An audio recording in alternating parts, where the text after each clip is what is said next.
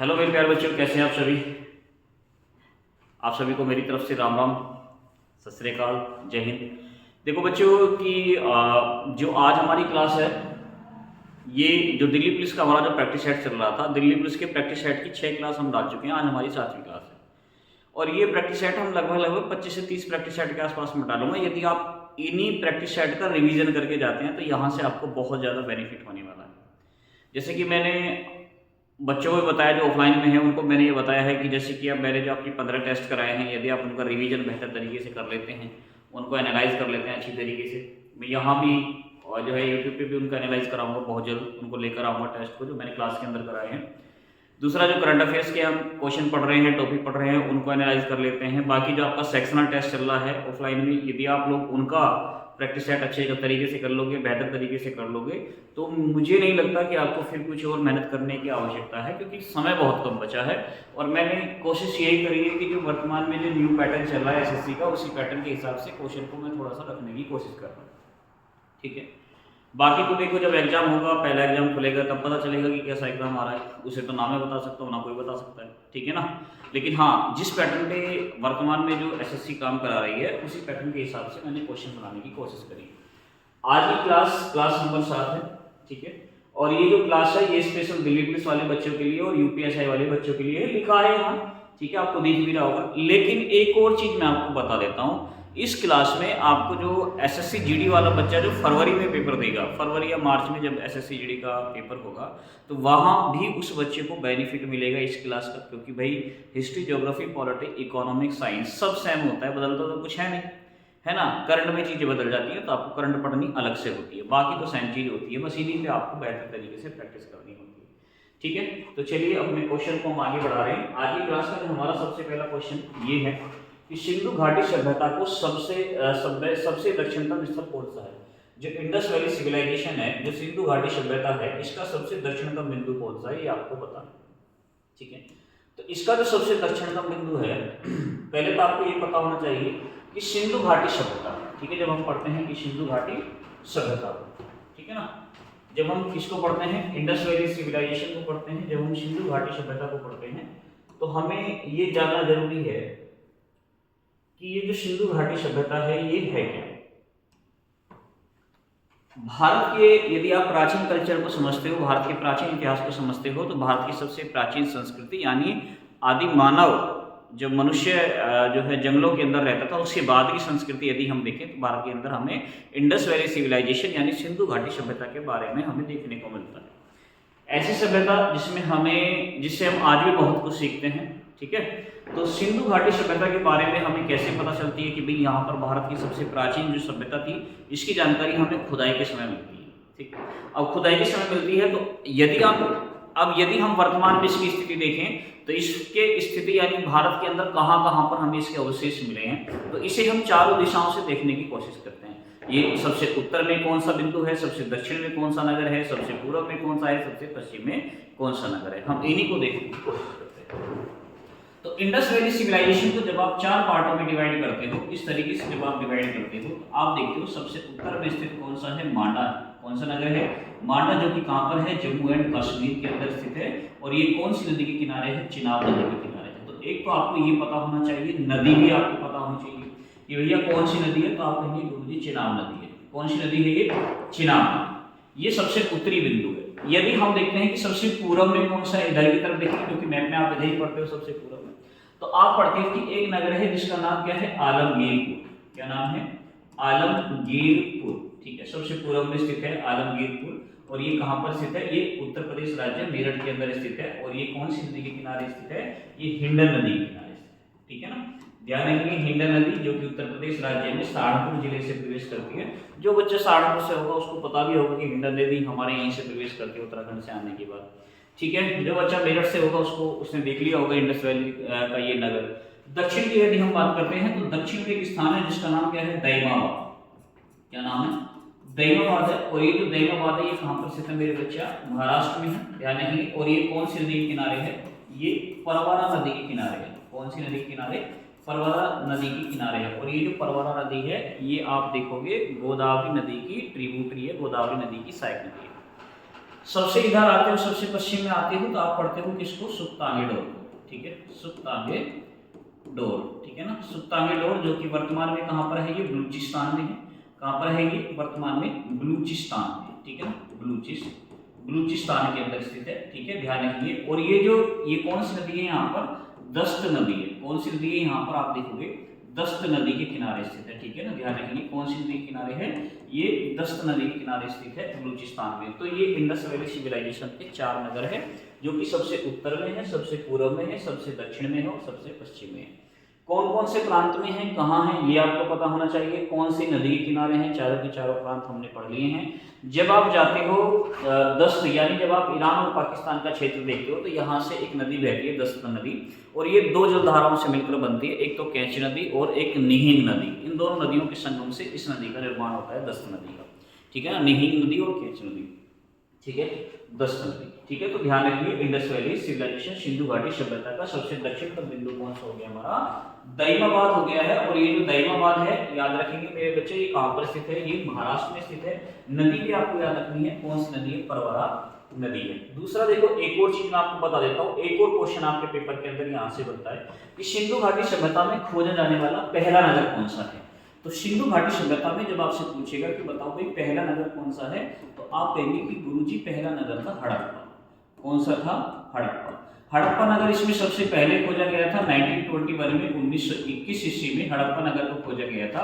और ये रावी नदी के तट पर है। कौन सी नदी के तट पर है, रावी नदी के तट पर है, ध्यान रखिए, ठीक है। और इसका जो खोज करता है हड़प्पा नगर का जो खोज करता है, इनका नाम भी आपको याद रखना है कि इनका खोजकर्ता कौन था, तो ध्यान रखेंगे इनके खोजकर्ता थे दयाराम साहनी, ठीक है, दयाराम साहनी जो है इनका क्या थे, खोजकर्ता थे। तो एक तो आपको ये भी याद रखना है, ठीक है ना, ये भी याद रखना है, दयाराम साहनी खोजकर्ता, तो ये नाम भी आपको याद रखना है, ठीक है, दयाराम साहनी हड़प्पा नगर। इसीलिए इस सिविलाइजेशन को सिंधु घाटी सभ्यता के साथ साथ हम इसे हड़प्पा सभ्यता के नाम से भी जानते हैं, क्योंकि सबसे पहले जो नगर खोजा गया है वो हड़प्पा नगर।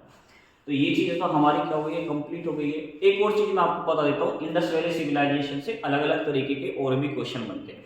जैसे कि क्वेश्चन बनता है कि बताइए आर फैक्टर के जो हमें टीले मिले हैं वो कहाँ से मिले हैं, ठीक है। सिंधु घाटी सभ्यता में हमें मिट्टी के खिलौने हमें कहाँ से प्राप्त हुए हैं। सिंधु घाटी सभ्यता का सबसे पुराना ये बताइए बंदरगाह कौन सा है, तो फिर आप कहते हो जी लोथल है। आपसे क्वेश्चन पूछता है कि ये बताइए मिनी मोहनजोदाड़ो के नाम से किसको जानते हैं। सिंधु घाटी सभ्यता में सबसे बड़ा अन्नागार, सबसे बड़ा स्नागार हमें कहाँ से प्राप्त हुआ है, ठीक है ना। सिंधु घाटी सभ्यता का सबसे बड़ा नगर जो राखी गढ़ी है वो कहाँ पर है, ठीक है। सिंधु घाटी सभ्यता का ऐसा नगर बताइए जहाँ से हमें किसी भी प्रकार की जो है ग्रामीण क्षेत्र के बारे में जानकारी नहीं मिलती है, ठीक है। सिंधु घाटी सभ्यता का ऐसा नगर बताइए जो 3 तरफ से घिरा हुआ है। तो बहुत सारे क्वेश्चन आपके इंडस वैली सिविलाइजेशन, इनका खोजकर्ता कौन है, इनकी खोज किस वर्ष की गई है, ये कौन से राज्य में है, कौन सी नदी के तट पर स्थित है, ये सब आपको रिवीजन करके जाना है। एग्जाम हॉल के अंदर बैठेंगे तो सब चीज आप रिवीजन करके जाएंगे, ध्यान रखना इस बात को, ठीक है।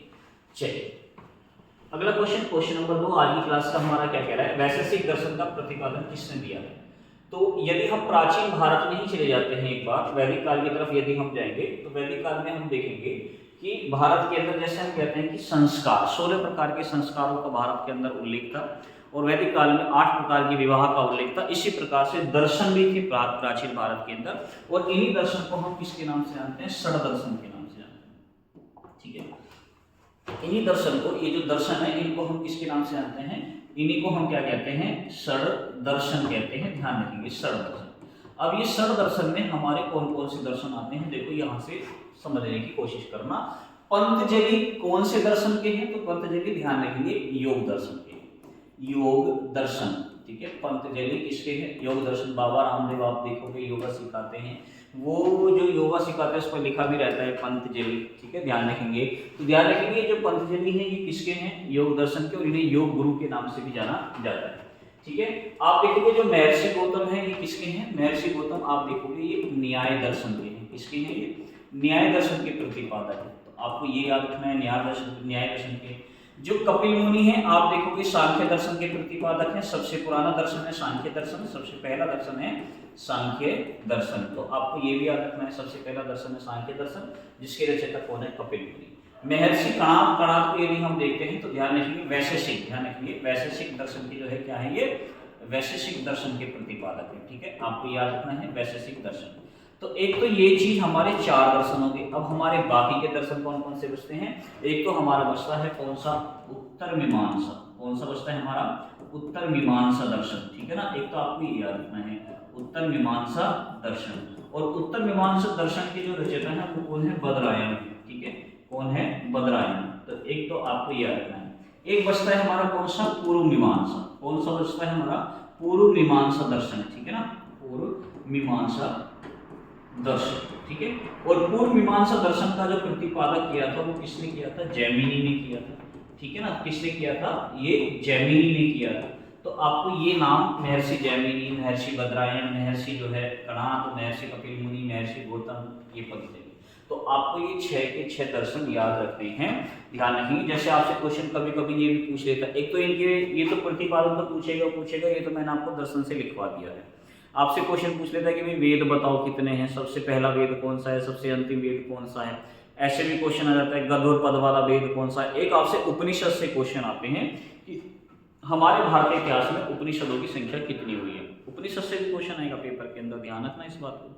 आज आ सकता है, मैं ये नहीं कह रहा कि आएगा, आ सकता है, क्योंकि प्राचीन भारत से क्वेश्चन आपके पेपर के अंदर पूछे जाते हैं। ठीक है, बाकी वो एग्जामिनर पूछेगा या नहीं पूछेगा, क्योंकि कई शिफ्टों में पेपर चलने वाला है, तो किसी ना किसी शिफ्ट में तो पूछ लेगा सबसे बड़ा उपनिषद बताइए, सबसे छोटा उपनिषद बताइए, उपनिषद का अर्थ क्या होता है, कितने उपनिषद हैं, ये सारी चीजें आपसे पूछ सकता है।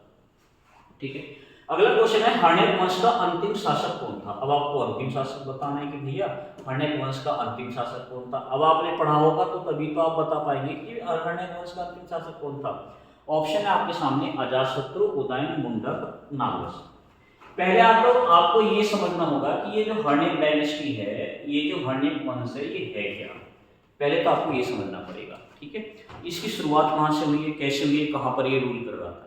तो जब आप प्राचीन भारत के अंदर जाते हो तो प्राचीन भारत के अंदर देखते हो कि भारत के अंदर जो है क्या हुआ करते थे, जन हुआ करते थे, कबीले हुआ करते थे, जहां पर 200-300 लोगों का एक समूह हुआ करता था, उसे जन कहते थे, कबीले कहते थे। फिर हम देख रहे हैं कि कम से कम 3 से 4 कबीले एक साथ मिलकर आ गए, जिससे जनपद का निर्माण हुआ, और जब बहुत सारे जनपद एक साथ मिलकर आ गए तो महाजनपद का निर्माण हुआ, जिसकी जानकारी हमें बौद्ध धर्म और जैन धर्म दोनों ग्रंथों से भी हमें, दोनों धर्मों से भी हमें देखने को मिलती है।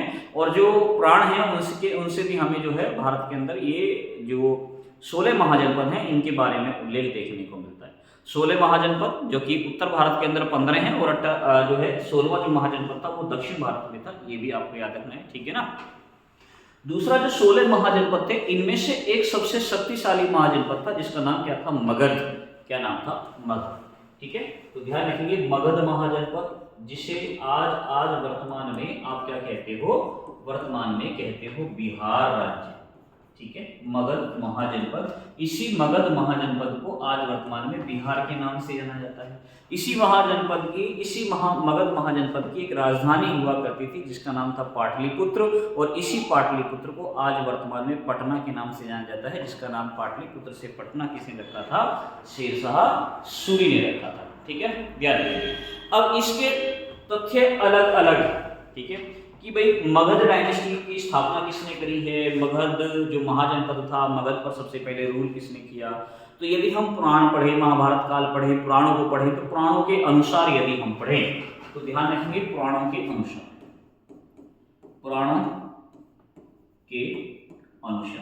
यदि मैं पुराणों के अनुसार की बात करता हूं तो पुराणों के अनुसार आप देखोगे एक शासक हुआ करता था जिसका नाम क्या था? बृहद्रथ। ठीक है, बृहद्रथ जो है एक शासक हुआ करता था, और बृहद्रथ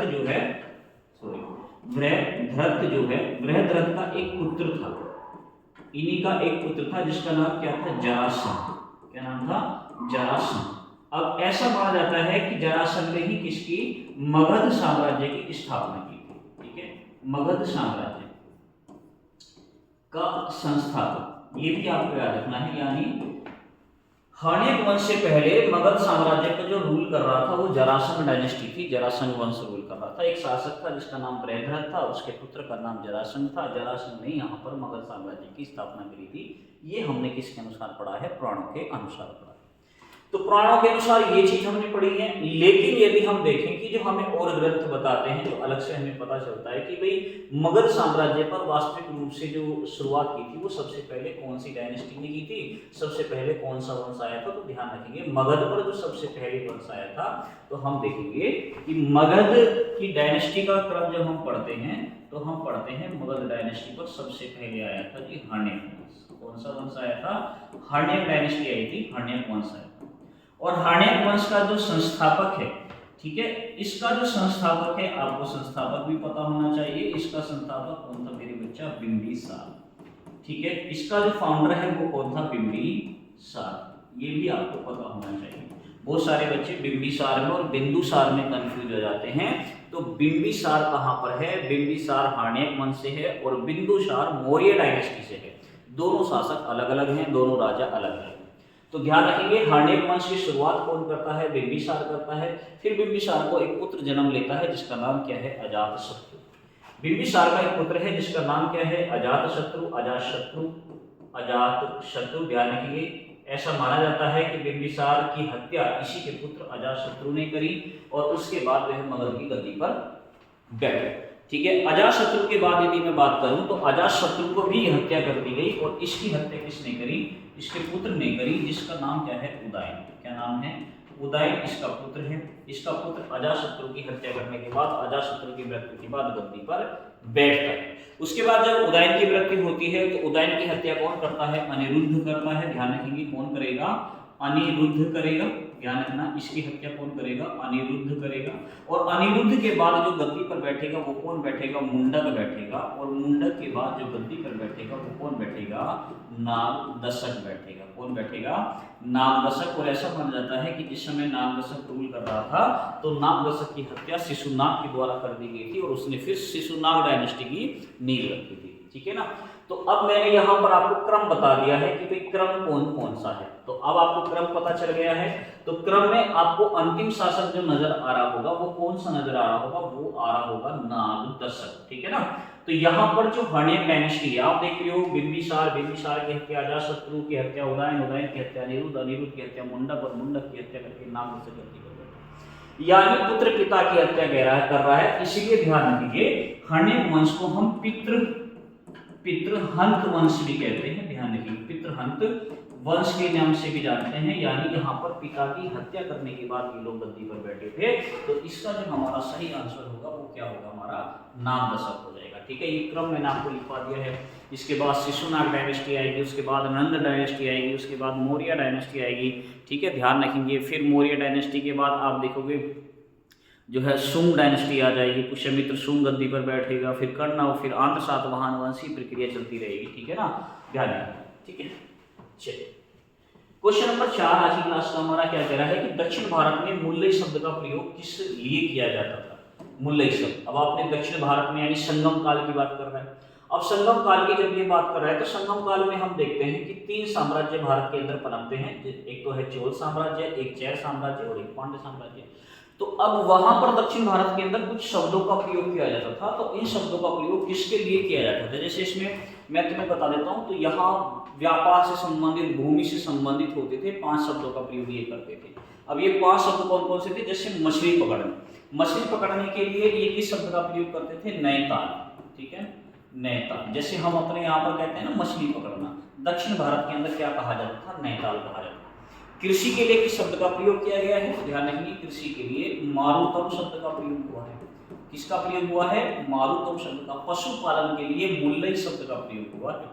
ध्यान रखेंगे पशुपालन के लिए किसका प्रयोग हुआ है? मुल्लई शब्द का जो प्रयोग हुआ है वो किसके लिए हुआ है? पशुपालन के लिए हुआ है। मवेशी चोर के लिए जो प्रयोग किया गया है वो किसके लिए किया गया है? उसके लिए एक शब्द हुआ है जो मवेशियों को चुराया करता था, उसके लिए एक शब्द का प्रयोग हुआ है जिसका नाम क्या है? पलाई। तो आपको ये भी याद रखना है। ठीक है ना। और 5वां जो शब्द है जो लोग शिकार करते थे, ठीक है, जो लोग शिकार करते थे, शिकार के लिए इन्होंने एक शब्द का प्रयोग किया है जिसका नाम क्या है? कुरुंची। क्या नाम है? कुरुंची। ठीक है ना, ये याद रखेंगे आपको। शिकार के लिए इन्होंने जो एक अलग शब्द का प्रयोग किया है वो कौन सा है? कुरुंची। तो आपको ये शब्द याद रखने हैं। किस शब्द का प्रयोग दक्षिण भारत में किसके लिए किया गया है? आपसे क्वेश्चन पूछेगा। ठीक है, चलिए अगला क्वेश्चन है क्वेश्चन नंबर 5 आज की क्लास का हमारा क्या कह रहा है एक मोरक्को का एक यात्री था जिसका नाम क्या था, इब्न बतूता। ठीक है, तो इब्न बतूता किसके शासनकाल में भारत आया था? ऑप्शन है आपके सामने, ऑप्शन है आपके सामने जो है अलाउद्दीन खिलजी, फिरोज शाह तुगलक, अकबर या मोहम्मद बिन तुगलक। पहले तो मैं आपको देखो इब्न बतूता के बारे में थोड़ा सा समझा देता हूँ। ये कहाँ का यात्री था? ये मोरक्को का यात्री था। और ये जो इब्न बतूता है ना, ये जो इब्न बतूता है, ध्यान रखेंगे, ये इब्न बतूता भारत कब आया था? तो ध्यान रखेंगे लगभग 1333 या फिर 1334। ठीक है ना, 1333-34 ईस्वी में ये कहाँ आया था? भारत आया। ठीक है, कहाँ आया? भारत आया। और ये जब भारत आया था तो ध्यान रखिए, भारत आया तो ये किसके दरबार में आया था? तो ध्यान रखिए मोहम्मद बिन तुगलक के दरबार में। किसके दरबार में? उस समय भारत के अंदर मोहम्मद बिन तुगलक, ठीक है ना, मोहम्मद बिन तुगलक उस समय भारत के अंदर जो रूल कर रहा था वो मोहम्मद बिन तुगलक ही रूल कर रहा था। तो इसी के दरबार में ये भारत के अंदर आता है। और जब ये भारत के अंदर आता है तो ध्यान रखेंगे 1333 ईस्वी में, ध्यान रखेंगे 1333 ईस्वी में हम देखते हैं कि इसे जो है किसका, मोहम्मद बिन तुगलक ने इसे दिल्ली का काजी नियुक्त किया था। ठीक है, इसे दिल्ली का काजी नियुक्त किया था। काजी का मतलब होता है न्यायाधीश। ठीक है, न्यायाधीश। ठीक है, दिल्ली का उस समय दिल्ली का काजी यानी न्यायाधीश के रूप में इसे न्यायाधीश नियुक्त किया था। किसको? इब्न बतूता को। किसने किया था? मोहम्मद बिन तुगलक ने। दूसरा है, ध्यान रखेंगे 1341-42 ईस्वी में, ये भी याद रखना है आपको, 1341-42 ईस्वी में मोहम्मद बिन तुगलक ने इसे कहाँ के लिए भेजा था? इसे जो है कहाँ के लिए? इसे चीन, ठीक है, चीन के शासक के दरबार में भेजा था। ठीक है ना, ध्यान रखेंगे चीन के शासक के दरबार में ध्यान रखेंगे दूत बनाकर भेजा था। में दूत जो है बनाकर भेजा था। ठीक है ना, ध्यान रखिए किसको भेजा था?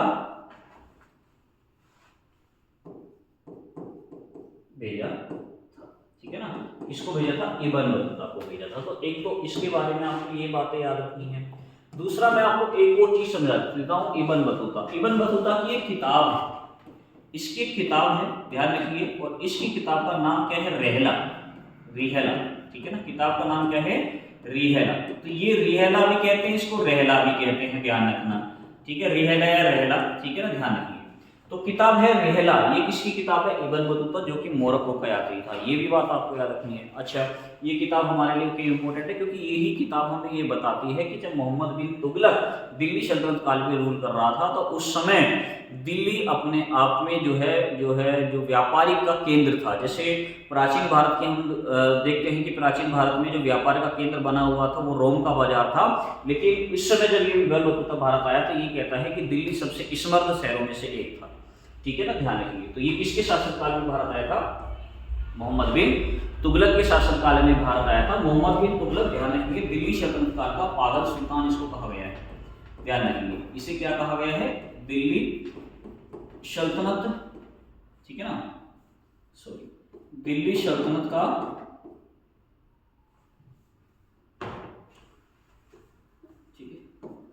दिल्ली सल्तनत का पागल सुल्तान किसको कहा गया है? मोहम्मद बिन तुगलक को कहा गया है। ठीक है ना, ध्यान रखिए, बात आपको याद रखनी है। मोहम्मद बिन तुगलक जिस समय दिल्ली के अंदर रूल कर रहा था उस समय आप देखोगे कि एक लेखक था जो मोहम्मद बिन तुगलक के दरबार में निवास करता था, जिसका नाम क्या था? जयालुद्दीन बर्नी। जयालुद्दीन बर्नी की किताब आपसे बहुत ज़्यादा पूछता है। ठीक है, तारीख-ए-फिरोज शाही किसकी किताब है? तो तारीख-ए-फिरोज शाही जो किताब है किसके? जयालुद्दीन बर्नी की है। ये मोहम्मद बिन तुगलक के दरबार में ही उस समय जो है लेखक के रूप में काम कर रहा है। दूसरा है इसकी जयालुद्दीन बर्नी की जो है इनकी एक और किताब है जिसका नाम क्या है कि फतवाए जहांदारी। ठीक है, फतवाए जहांदारी किसकी किताब है? जयालुद्दीन बर्नी मोहम्मद बिन तुगलक के दरबार में ही निवास करते थे। मोहम्मद बिन तुगलक जिसको जोना खां के नाम से भी जाना जाता था। ठीक है ना, और मोहम्मद बिन तुगलक ने ही अपने पिता गयासुद्दीन तुगलक के लिए एक लकड़ी के महल का निर्माण भी करवाया था। तो आपको ये बात भी याद रखनी है। ठीक है, लकड़ी के महल का निर्माण करवाया था, वो किसने करवाया था? इन्होंने ही करवाया था। ठीक है, चलिए ठीक है, इसको नोट कीजिए, मैं भी लिख के आ रहा हूँ।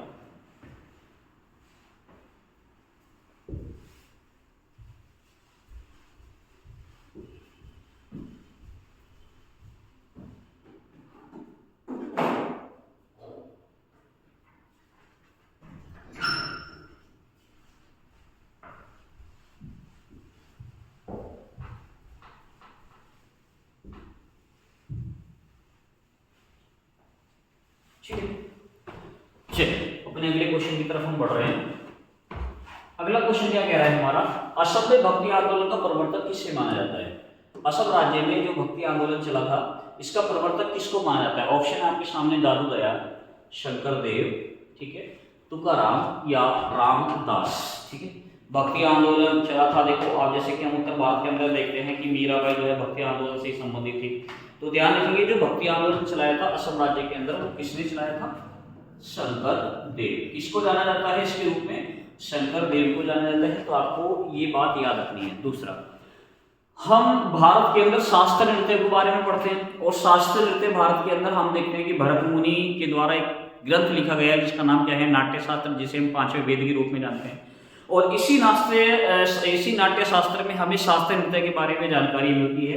तो वहीं से हम देखते हैं कि अब जो वर्तमान में जो हम देखते हैं सबसे नया जो शास्त्रीय नृत्य है जिसका नाम क्या है? सत्रिया। तो ध्यान रखिए जो सत्रिया जो कि असम में है, असम का शास्त्रीय नृत्य है। तो शंकर देव जो है ध्यान रखिए इनको सत्रिया, ध्यान रखिए सत्रिया शास्त्रीय नृत्य का जनक भी कहा जाता है। नृत्य का जनक भी इन्हीं को माना जाता है। ध्यान रखिए जनक किसको माना जाता है? शंकर देव को माना जाता है। ठीक है, क्षत्रिय शास्त्रीय नृत्य का जनक किसको कहा गया है? तो ध्यान रखिए भैया शंकर देव को कहा गया है। तो आपको याद रखना है। दादू दयाल के बारे में याद रखेंगे। दादू दयाल में दादू पंथ की ये जो है इस संस्थापक हैं। ये किसके संस्थापक है? ध्यान रखेंगे ये दादू पंथ के संस्थापक, ध्यान रखना दादू पंथ के संस्थापक हैं। ध्यान रखना दादू पंथ के संस्थापक निर्गुण भक्ति आंदोलन से जुड़े हुए हैं। ध्यान रखिए इनकी जो शाखा है, इनकी शाखा का नाम क्या है? निर्गुण। तुकाराम की यदि हम बात करते हैं तो ध्यान रखेंगे तुकाराम ने एक टीका लिखा है जिसका नाम क्या है? अभंग। क्या नाम है? अभंग। ध्यान रखेंगे जिसमें ये किसकी गीत गाते हैं? भगवान को समर्पित इसमें गीत लिखे हुए हैं। रामदास को यदि हम देखते हैं तो रामदास ने भी एक ग्रंथ लिखा है जिसका नाम क्या है? दस बोध। रामदास से संबंधित है, क्या नाम है? दस बोध। ठीक है, और दस बोध में क्या है? रामदास के उपदेशों का, ध्यान रखिए इनके उपदेशों का संकलन है इसमें। ठीक है, उपदेशों का संकलन किया गया है। तो आपको ये भी याद रखना है इसमें रामदास के उपदेशों का संकलन किया गया है। इसमें 10 बोध में। अभंग में ध्यान रखिए भगवान को समर्पित गीत हैं। ध्यान रखिए इसके राइटर कौन है? तुकाराम है। 10 बोध के रामदास है। शंकरदेव क्षत्रिय शास्त्रीय नृत्य के जनक भी हैं और असम में भक्ति आंदोलन के प्रवर्तक। और दादू पंथ के संस्थापक कौन है? दादू दयाल है जो कि निर्गुण भक्ति शाखा से संबंधित है। ठीक है ना, ध्यान रखिए भक्ति की शाखा भी आपके पेपर के अंदर पूछ ली जाती है। क्वेश्चन नंबर 7 पे कह रहा है कि मुगल काल में ऐसी खेती को क्या कहा जाता था जिस पर 3 या 4 साल तक खेती नहीं की जाती थी? ठीक है ना, मुगल काल में यदि हम देखते हैं तो एक प्रकार की व्यवस्था भारत के अंदर शुरू की गई थी जिसको हम दहसाला व्यवस्था के नाम से भी जानते हैं। दहसाला व्यवस्था जो कि टोडरमल के द्वारा शुरू की गई थी, है ना। और ये टोडरमल देखते हैं तो इनके द्वारा ही जो है दहसाला व्यवस्था शुरू की गई थी, है ना। तो अब यहाँ पर भूमि को अकबर के शासनकाल में भूमि को 4 पार्ट में डिवाइड किया गया था। अब ये 4 पार्ट हमारे यहाँ पर लिखे हैं, पोलाद, परोती, बंजर और चाचर। इन्हीं में से एक पूछ रहा है कि ऐसी कौन सी खेती है जिस पर 3 या 4 साल तक खेती नहीं की जाती थी? 3 या 4 साल तक खेती नहीं की जाती। पोलाद एक ऐसी खेती थी जिस पर प्रत्येक वर्ष खेती की जाती थी। ठीक है, ध्यान रखेंगे प्रत्येक वर्ष खेती की जाती थी। ये ऐसी भूमि थी, ध्यान रखिए अकबर के शासनकाल से संबंधित है। इसने भूमि को 4 पार्ट में डिवाइड करवा दिया था। ठीक है, फरोती की यदि हम बात करते हैं, ऐसी भूमि जिसे कुछ समय के लिए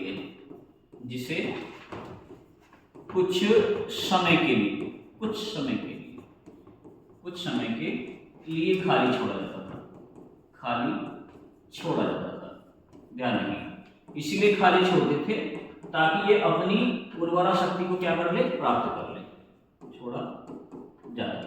जैसे कि तुम देखते हो, तुमने अपने खेत के अंदर कोई फसल बो दी, ठीक है, अब तुमने काट लिया, कह रहे हो कि इसकी उर्वरा क्षमता कम हो रही है तो इस बार हम इसमें कोई फसल नहीं बोएंगे, इसमें सिर्फ हम खाद गिरेंगे, इसे छोड़ देंगे ताकि ये अपनी उर्वरा शक्ति को क्या कर ले? दोबारा से प्राप्त कर ले। उसे फरोती कहते थे।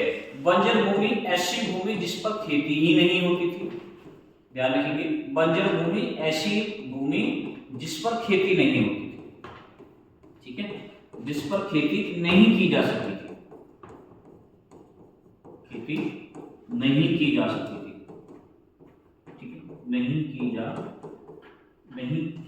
जा सके, की जा सके, ठीक है ना। तो ये भी याद रखना है।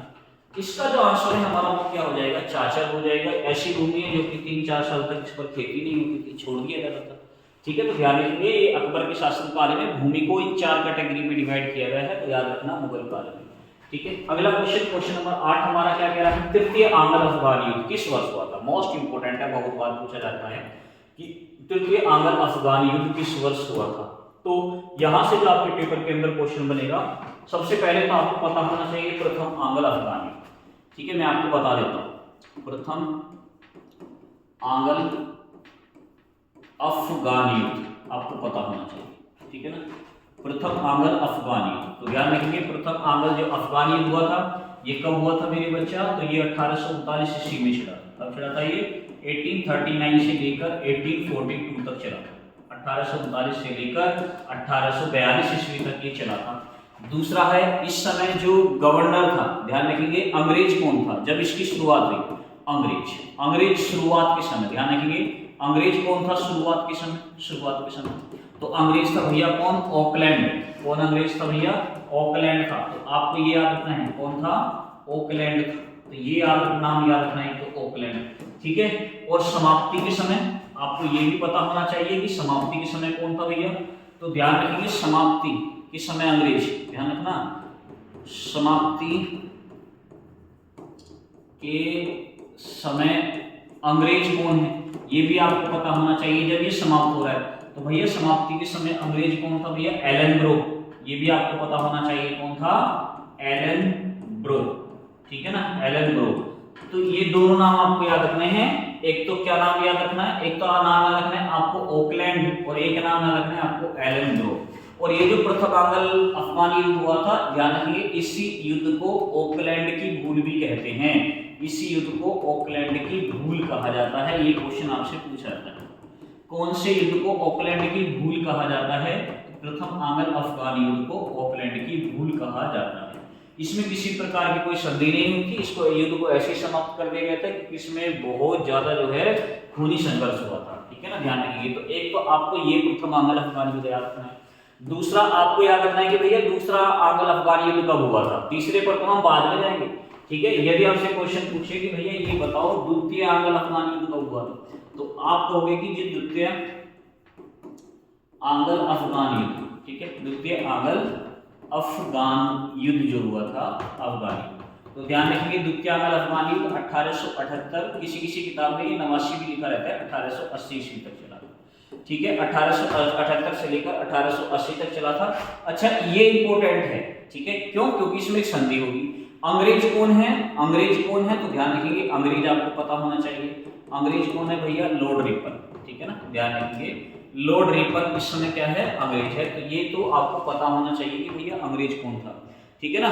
तो ये चीज आपको पता होना चाहिए कि लॉर्ड रिपन नहीं, लॉर्ड लिटन, ठीक है ना, रिपन तो लॉर्ड लिटन, ठीक है ना, लॉर्ड लिटन, ठीक है, रिपन बाद में आएगा क्योंकि लॉर्ड रिपन के शासनकाल में भारत के अंदर 1881 ईस्वी में जनगणना शुरू होगी, ठीक है, 10 के जनगणना। तो ये आपको पता होना चाहिए। अब अच्छा इसमें संधि कौन सी है, तो ध्यान रखिए इसमें गंडामक्की संधि होती है, ठीक है ना। इसमें ट्रीटी आपसे पूछी जाती है, संधि पूछती है, ये कौन सी संधि के साथ समाप्त हुआ था, तो ध्यान रखिए इसमें संधि कौन सी हुई थी, गंडमक्की संधि हुई थी, ठीक है, ध्यान रखेंगे गंडमक्की संधि के साथ यह युद्ध क्या हो गया था, समाप्त हो गया था। तो ये दूसरा आंग्ल अफगान युद्ध है, इसको नोट कर लेना, ये कब से कब तक चला था, ठीक है। या बात करते हैं आज हम जो है जो क्वेश्चन पूछ रहे हैं हमसे तीसरे आंग्ल अफगान युद्ध, ठीक है।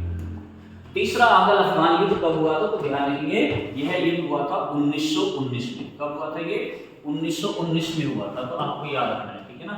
तीसरा आंग्ल अफगान युद्ध जो हुआ था ये कब हुआ था, 1919 में हुआ था।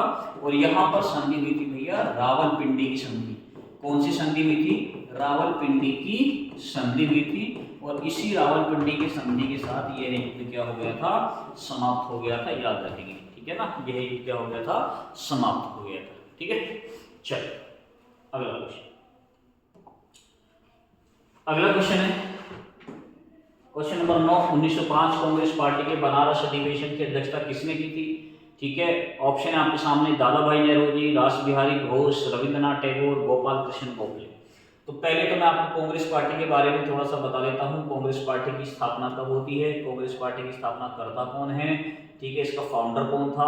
तो ध्यान रखेंगे जब हम पढ़ते हैं किसको, कांग्रेस पार्टी, किसको पढ़ते हैं, हम पढ़ते हैं भैया कांग्रेस पार्टी। ध्यान रखना, कांग्रेस पार्टी। कांग्रेस पार्टी की आपसे पूछेगा कि बताओ भैया स्थापना कब हुई, स्थापना, तो आप कहोगे कि स्थापना 28 दिसंबर 1885 ईस्वी में इसकी क्या हुई थी, स्थापना। आपसे क्वेश्चन पूछेगा कि बताइए अंग्रेज कौन था, अंग्रेज आप कहोगे कि लॉर्ड डफरिन था। कौन था, लॉर्ड डफरिन, ठीक है। लॉर्ड डफरिन के समय किस द्वारा इसकी जो है स्थापना, इसके समय स्थापना हुई थी। गवर्नर कौन था, लॉर्ड डफरिन था, वाइसराय, ठीक है। क्योंकि 1858 महारानी विक्टोरिया घोषणा पत्र के बाद में गवर्नर जनरल का पद समाप्त होकर वाइसराय का पद शुरू हो जाएगा। तो जो वाइसराय है वो कौन है, लॉर्ड डफरिन, ठीक है। तो ये भी पता होगा। तो आपको ये भी पता होना चाहिए कि इसका प्रथम अधिवेशन कहाँ हुआ, प्रथम अधिवेशन, प्रथम अधिवेशन। तो प्रथम अधिवेशन जो हुआ था, अधिवेशन, तो ध्यान रखिए इसका प्रथम अधिवेशन हुआ था, ये हुआ था 1885। कब हुआ था, 1885 ईस्वी में। कहाँ पर हुआ था, मुंबई में हुआ था। कहाँ पर हुआ था, मुंबई। और मुंबई में ये कहाँ पर हुआ था, तो ध्यान रखिए मुंबई में हुआ था, ये हुआ था गोपाल दास, ध्यान रखिए कहाँ पर हुआ था, गोपाल दास तेजपाल संस्कृत कॉलेज, ये याद रखना है, ये आपसे पूछता है, गोपाल दास तेजपाल संस्कृत कॉलेज, ठीक है। यहाँ पर जो है कांग्रेस पार्टी का पहला सेशन हुआ था। इसमें प्रतिनिधि कितने थे, आपको प्रतिनिधि पता होना चाहिए, इसमें कितने प्रतिनिधि थे, तो मैं आपको बता देता हूँ। इसमें टोटल प्रतिनिधि कितने थे, कितने लोगों ने इसमें पार्टिसिपेट किया था, तो इसमें 72 लोगों ने, 72 लोगों ने पार्टिसिपेट किया था, ठीक है। दूसरा है, आपसे क्वेश्चन पूछेगा कि भाई ये बता दो इसका अध्यक्ष कौन था, ठीक है ना। इसका यदि आपसे पूछेगा कि भैया यहाँ पर ये अधिवेशन हुआ था, इसका अध्यक्ष कौन था, तो ध्यान रखिए इसका अध्यक्ष जो यहाँ पर बना था, जो पहला अधिवेशन जो हुआ था, व्योमेश चंद्र बैनर्जी, ठीक है। पहले अधिवेशन की अध्यक्षता किसने की थी, व्योमेश चंद्र बैनर्जी ने की।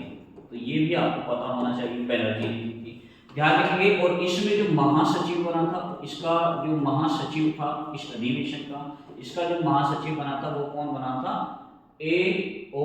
ह्यूम, ठीक है ना। ध्यान रखिए A.O. ह्यूम जो है इसका क्या बना था, ह्यूम इसका जो है अध्यक्ष बना था, जिनको हम एलन ऑक्टेवियन ह्यूम के नाम से जानते हैं। तो कांग्रेस पार्टी की जो स्थापना हो रही है वो एलन ऑक्टेवियन ह्यूम की अध्यक्षता में ही होगी, ये भी बात याद रखना, ठीक है। और ये A.O. ह्यूम कहाँ के रहने वाले हैं भैया, स्कॉटलैंड के, ये भी याद रखिए आप, कहाँ के रहने वाले हैं, ये स्कॉटलैंड के रहने वाले हैं, A.O. Hume, Allan Octavian Hume. तो पहला अधिवेशन हमने पढ़ लिया है, ठीक है। लेकिन आप, ये मैंने सिर्फ शुरुआत आपको बताई है, पहला तो नहीं पूछ रहा है आपसे, लेकिन आप इतना नोट कर लेना कि भैया कांग्रेस पार्टी का पहला अधिवेशन कब हुआ, कहाँ हुआ, ठीक है। कांग्रेस पार्टी के 4 अधिवेशन आपको याद रखने, पहला, दूसरा, तीसरा, चौथा, ये तो आपसे पूछता है भैया, ध्यान रखना। पहले 4 अधिवेशन आपसे कांग्रेस पार्टी के पूछेगा, तो ये आपको याद रखने हैं कि भैया पहला कहाँ हुआ, दूसरा कहाँ हुआ, तीसरा कहाँ हुआ। तो पहला तो हमने पढ़ लिया है, ठीक है। दूसरा अधिवेशन यदि हम पढ़ते हैं कांग्रेस पार्टी का 1885 वाला तो मैंने पढ़ा दिया है ना आपको, ठीक है। 1886 का पूछेगा आपसे कि भाई 1886 का, तो 3 अधिवेशन आपको याद रखने हैं, एक तो रखना है 1886, एक रखना है 1887 और एक रखना है 1888। ये कांग्रेस पार्टी के 4 अधिवेशन होंगे, बैक टू बैक होंगे, तो ये चारों के चारों अधिवेशन आपको याद रखने हैं, ध्यान रखिए, ठीक है। ध्यान, 1886 ईस्वी कांग्रेस पार्टी का अधिवेशन कहाँ होता है मेरे बच्चे, कलकत्ता में। कहाँ पर होता है, कलकत्ता। अब कलकत्ता के अंदर जब ये सेशन होगा तो इसकी अध्यक्षता कौन करेगा, ध्यान रखिए अध्यक्षता कौन करेंगे, दादा भाई नेहरू जी, ठीक है। कौन करेंगे, दादा भाई नेहरू जी। तो ये भी आपको याद रखना है, नेहरू जी, दादा भाई नेहरू जी के द्वारा अध्यक्षता की जाएगी। 1887 ईस्वी में इसका अधिवेशन कहाँ होगा मेरे बच्चे, मद्रास में होगा। कहाँ पर होगा, मद्रास में होगा। और इसकी अध्यक्षता कौन कर रहा होगा 1887 में जब होगा, तो बदरुद्दीन तैयब जी, ध्यान रखिए बदरुद्दीन तैयब जी, बदरुद्दीन जो है, बदरुद्दीन तैयब जी इसकी क्या कर रहे होंगे, अध्यक्षता कर रहे होंगे, ठीक है ना। तो ये भी याद रखना है आपको। दूसरा 1888 में जो होगा वो कहाँ पर होगा, इलाहाबाद, जिसे आज वर्तमान में हम क्या कहते हैं, प्रयागराज कहते हैं। अध्यक्षता भैया कौन कर रहा होगा, जॉर्ज यूले। कौन कर रहा होगा, जॉर्ज यूले प्रथम अंग्रेज बनता है जो कि कांग्रेस पार्टी के किसी अधिवेशन की अध्यक्षता करता है। तो पहले 4 सेशन याद रखें आपको, ठीक है, ये पहले 4 सेशन आपको याद रखना है। कांग्रेस पार्टी के पहले 4 सेशन कहाँ हुए, इसका फाउंडर कौन है। अब देखो ये 1905 का सेशन चल रहा है यहाँ पर, ठीक है, और 1905 का ये कहाँ पर हो रहा है, बनारस में हो रहा है कांग्रेस पार्टी का। अब ये लीडर है जो कांग्रेस पार्टी के जो अध्यक्ष हैं, जो इसको लीड कर रहे हैं, ठीक है। अब ये लीड कौन कर रहे हैं, ऑप्शन आपके सामने, दादा भाई नौरोजी, रास बिहारी घोष, रविंद्रनाथ टैगोर, गोपाल कृष्ण गोखले। तो ध्यान रखेंगे जब 1905 ईस्वी में कांग्रेस पार्टी का जो सेशन हुआ था, इसकी अध्यक्षता किसने की थी मेरे बच्चा, गोपाल कृष्ण गोखले ने की थी। तो आपको याद रखना है 1905 कांग्रेस पार्टी के जो सेशन की अध्यक्षता की थी वो किसने की थी, गोपाल कृष्ण गोखले ने की थी, ठीक है ना, ध्यान रखना। दूसरा है दादा भाई नौरोजी ने कांग्रेस पार्टी की 3 बार अधिवेशन की अध्यक्षता की है, एक तो 1886 में, एक 1893 में और एक 1906 में, ठीक है ना, ध्यान रखें। ये 3 सेशन 3 बार दादा भाई नौरोजी ने अध्यक्षता की है। 1886 में कहां पर की है, ये मैंने अभी आपको पढ़ाया है, कलकत्ता है। 1893 में कहां पर की है, लाहौर अधिवेशन की अध्यक्षता की थी। और 1906 में कहां पर की थी, ये कलकत्ता में की थी। कहां पर की थी मेरे बच्चा, कलकत्ता में की थी, ठीक है। तो ये याद रखनी है आपको, ये दादा भाई नौरोजी ने 3 बार कांग्रेस पार्टी की किसी सेशन की अध्यक्षता की है। रास बिहारी घोष की बात करता हूं तो ध्यान रखिए जब कांग्रेस पार्टी का क्या होगा, कांग्रेस पार्टी का जो है सूरत अधिवेशन होगा 1907 में कौन सा अधिवेशन होगा, सूरत सेशन होगा, ठीक है, सूरत अधिवेशन, ठीक है ना। सूरत अधिवेशन की अध्यक्षता करेंगे कौन, रास बिहारी घोष, जिसमें कांग्रेस पार्टी 2 भागों में बढ़ जाएगी। कौन से 2 भाग बटेंगे, एक तो रहेगा आपका नरम दल, ध्यान रखिए कौन सा, नरम दल, और एक कौन सा रहेगा आपका गरम दल, ठीक है ना। नरम दल और गरम दल में यहाँ पर विभाजित हो जाएगी कांग्रेस पार्टी। रविंद्रनाथ टैगोर की यदि बात करता हूं तो 1911 कांग्रेस पार्टी का कलकत्ता अधिवेशन की अध्यक्षता करते हैं, ध्यान रखिए, ठीक है, सॉरी रविंद्रनाथ टैगोर देखेंगे 1911 ईस्वी में कांग्रेस पार्टी के कलकत्ता अधिवेशन में जो है जनगणमन को रखेंगे, जनगण मन गाया जाएगा, ठीक है। तो ये आपको याद है, ठीक है। चलिए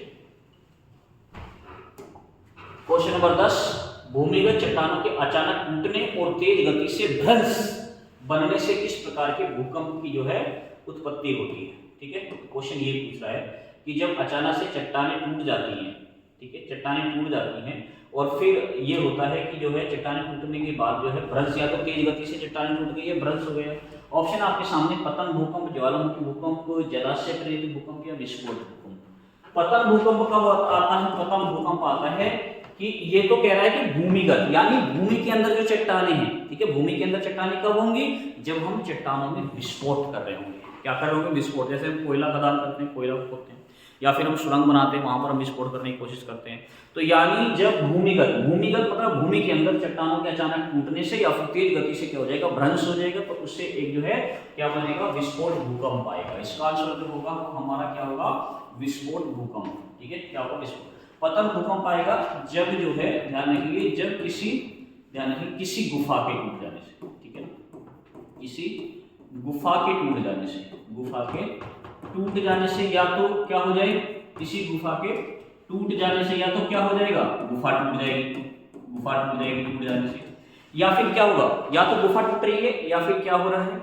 या फिर कोई जमीन अचानक से क्या हो गई है, नीचे की तरफ धंस गई है, ठीक है, उससे क्या आएगा, पतन भूकंप आएगा। ज्वालामुखी भूकंप कब आएगा, ज्वालामुखी जब विस्फोट होगा तो ज्वालामुखी विस्फोट आएगा, भूकंप आएगा। जलाशय प्रेरित भूकंप कब आएगा, ये बांध बनाने से आता है, ठीक है, ये किससे आता है, बांध निर्माण से होता है, ठीक है, ध्यान रखिए, ये किससे होता है, बांध निर्माण से। जैसे कि हमने क्या करा दिया, हमने डैम का निर्माण कर दिया, बांध बना दिया, भैया बांध बना है तो जल रुकेगा, जब जल रुकेगा तो पृथ्वी की जो प्लेटें हैं उस पर दबाव पड़ेगा, खींचेगा, ठीक है, खींचेगी, तो वो जैसे ही अचानक से टूटेगी तो वो अपने पुराने फेस में आने की कोशिश करेगी, जिससे क्या होगा, उसमें तनाव पैदा होगा, और तनाव पैदा होने से कंपन से भूकंप आएगा, ठीक है, ध्यान रखिए। तो बांध निर्माण से भी भूकंप आने की संभावना बढ़ जाती है, ठीक है ना, ध्यान रखिए। ज्वालामुखी विस्फोट से तो भूकंप आता ही आता है। एक होता है प्लेटों के खिसकने से भूकंप आता है, जिसको हम टेक्टोनिक भूकंप कहते हैं, ठीक है। तो भूकंप के प्रकार ये हैं, ठीक है। क्वेश्चन नंबर 11 क्या कह रहा है कि उपोष्ण कटिबंधीय उच्च वायुदाब की पेटी कितने अक्षांशों के मध्य है। पहले तो मैं आपको एक चीज बता देता हूँ कि ये जो वायुदाब पेटी है हमारे देश के अंदर, वायुदाब पेटी जो हमारे ग्लोब पे जो हमने देखी है, इसको हमने 7 पार्ट में डिवाइड किया है। देखो कौन कौन से 7 पार्ट है। पहले तो ऑप्शन देख लो, 0 से 10 डिग्री, 23.5 से 35 डिग्री, 45 से 66.5 डिग्री, 80 से 90 डिग्री। अब देखो यहाँ पर ये जो वायुदाब पेटी यहाँ पर दी हुई है, जिसको हमने 7 पार्ट में डिवाइड किया हुआ है। अब ये 7 पार्ट कौन कौन से हैं, देखो यहाँ पर समझने की कोशिश करना, ठीक है, मैं समझा रहा हूँ आपको। यहाँ पर 7 पार्ट कौन कौन से। एक तो है, आप देखो, एक तो कौन सा हो गया आपका, सबसे पहले हो गया आपका ध्रुवीय उच्च वायुदाब पेटी, जो कि 80 से 90 डिग्री है। ठीक है। एक तो कौन सा हो गया ध्रुवीय जो है उच्च वायुदाब पेटी, एक हो गया उपध्रुवीय निम्न वायुदाब पेटी जो कि 45 से 66 डिग्री है, ठीक है। दो, एक हो गया हमारा उपोष्ण कटिबंधीय उच्च वायुदाब पेटी, ये नंबर 3 पर हो गया है जो कि 23.5 से लेकर 35 डिग्री है, ठीक है। भूमध्य रेखीय निम्न वायुदाब पेटी, ये हमारा नंबर 4 हो गया है, ठीक है, 0 से 10 डिग्री। फिर साइड क्रम नीचे, जैसे प्रक्रिया ऊपर है ऐसे नीचे की तरफ चलेगी, ठीक है। बस हम 0 डिग्री से ऊपर को उत्तरी गोलार्ध और 0 डिग्री से नीचे को हम दक्षिणी गोलार्ध कह देते हैं। ये नंबर 5 हो जाती है, नंबर 6 हो जाती है और नंबर 7 हो जाती है। हमने अपने ग्लोब को 7 वायुदाब पेटियों में विभाजित किया हुआ है, तो ये बात आपको याद रखनी है। और ये कहां से कहां तक है ये भी याद रखेंगे, 80 से 90, 45 से 66, 23.5 से 35, 0 से 10 और 45, फिर वही क्रम आपका बनता है। अब आपको क्वेश्चन जो पूछा है वो क्या पूछा है, ये पूछा है कि उपोष्ण कटिबंधीय उच्च वायुदाब पेटी, ये कहां से कहां तक है, 23.5 डिग्री से लेकर 35 डिग्री तक है, तो ये आपको याद रखना है, ठीक है ना। ये कहां से कहां तक है भैया, ये 23.5 डिग्री से लेकर 35 डिग्री तक है। अच्छा, यहाँ पर उच्च वायुदाब पेटी होती है, तो इसका हमारा आंसर क्या हो जाएगा, 23.5 से 35 डिग्री। एक और क्वेश्चन पूछा जाता है अश्व अक्षांश रेखा, ठीक है ना, अश्व अक्षांश रेखा भी आपसे क्वेश्चन पूछता है, ये बताइए अश्व अक्षांश रेखा जो होती है ये कहां होती है। तो अश्व अक्षांश रेखा मेरे बच्चा 30 डिग्री से लेकर 35 डिग्री अक्षांश, ठीक है ना, ये 30 डिग्री से लेकर 35 डिग्री अक्षांश की रेखा को हम क्या कहते हैं, अश्व अक्षांश रेखा कहते हैं। ये भी नोट कर लेना, याद कर लेना। कितने वायुदाब पेटी है, 7 हैं, ठीक है। आराम से वीडियो को पुश करके आराम से जो है इसको जो है पॉज करके आराम से लिख लेना, ठीक है ना। चलिए क्वेश्चन नंबर 12 है, पश्चिमी घाट की सबसे ऊंची चोटी कौन सी है। ऑप्शन आपके सामने डोडा बेटा, सेवराय, अन्नामड़ाई की पहाड़ी और पालीकोंडा जो है पालकोंडा की पहाड़ी, ठीक है। तो मैं आपको एक चीज यहाँ पर स्ट्रक्चर एक चीज आपको बता देता हूँ, ठीक है। यहाँ पर मैं थोड़ा सा आपको समझा देता हूँ। देखो यहाँ पर आपको ये भारत का मैप दिख रहा होगा और भारत का जो मैप यहाँ पर दिख रहा है, तो इस वाले पार्ट को, ये जो इधर वाला पार्ट है, इसे हम पूर्वी तट कहते हैं और उस वाले तट को हम पश्चिमी तट कहते हैं। ये हमारा कौन सा हो गया, ये हमारा हो गया है बच्चा पूर्वी तट, इसे हम क्या कहते हैं पूर्वी तट, और इसे हम क्या कहते हैं पश्चिमी तट कहते हैं, इसे क्या कहते हैं पश्चिमी तट। यहाँ पर हम देखते हैं तो यहाँ पर हमारा गुजरात राज्य आता है, गुजरात के बाद हमारे यहाँ पर महाराष्ट्र आता है, यहाँ पर हमारा गोवा राज्य आता है, ठीक है। यहाँ पर हमारा क्या आता है, कर्नाटक राज्य आता है, कौन सा, कर्नाटक राज्य आता है। यहाँ पर हमारा केरल राज्य आता है, यहाँ पर हमारा तमिलनाडु है, यहाँ पर हमारा आंध्र प्रदेश है, ठीक है, और यहाँ पर हमारा उड़ीसा है और यहाँ पर हमारा वेस्ट बंगाल है। तो एक तो आपको ये पता होना चाहिए कि भारत के कौन कौन से राज्य हैं जो अपने पूर्वी और पश्चिमी तट पर स्थित है, ठीक है ना, ध्यान रखिए। दूसरा, अब यहाँ पे जो पहाड़ियां स्थित हैं, जो पहाड़ी आपसे पूछ रहा है पश्चिमी तट की पहाड़ी, तो हम देखते हैं कि जब आप केरल राज्य के अंदर जाओगे तो यहाँ केरल राज्य में आपको एक विस्तार देखने को मिलेगा, ठीक है। और यहाँ पर जो विस्तार देखने को मिलेगा, ये देखने को मिलेगा आपको अन्नामलाई की पहाड़ी, अन्नामलाई पहाड़ी देखने को मिलेगी, ठीक है ना। यहाँ पर देखने को मिलेगी क्या, अन्नामलाई की पहाड़ी।